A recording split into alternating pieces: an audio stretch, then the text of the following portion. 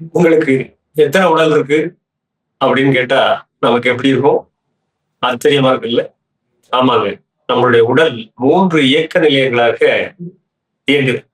ஒன்று பருவுடல், physical body. 2 நுண்ணுடல், astral பாடி. 3 காந்த உடல், கேஷுவல் பாடி. பருவுடல் அப்படின்னா என்ன? பருவுடல் எதனால் ஆன? கோடிக்கணக்கான சிற்றறைகளால் கட்டப்பட்டுள்ளதுதான் பருவுடல் என்று சொல்லக்கூடிய பிசிக்கல் பாடி. ஒவ்வொரு செல்லுமே பஞ்சபூதங்களால் ஆனது.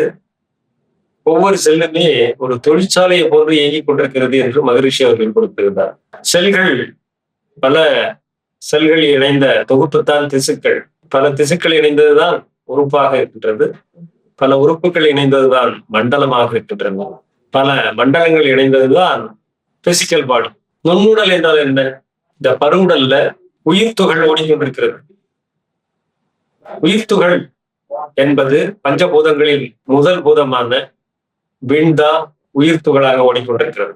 உடலை நடத்தி கொண்டிருக்கிறது. இந்த விண் நிறைந்த இந்த தொகுப்பைத்தான், தனித்தனியாக ஓடிக்கொண்டிருக்கக்கூடிய விண்களுடைய தொகுப்பைத்தான் நாம் நுண்ணுடல் என்று கூறுகின்றோம்.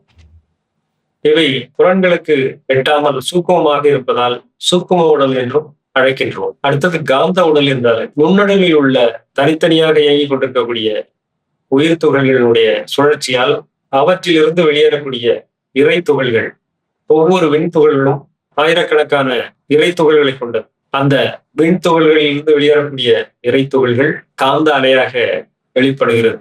அந்த காந்த அலைகளுடைய தொகுப்புத்தான் ஜீவகாந்த களமாக உடலிலே இருக்கின்றது. இவற்றைத்தான் நாம் காந்த உடல் என்று அழைக்கின்றோம். பிரணவ உடல் என்றும் மற்றொரு பெயர் இதற்கு உண்டு.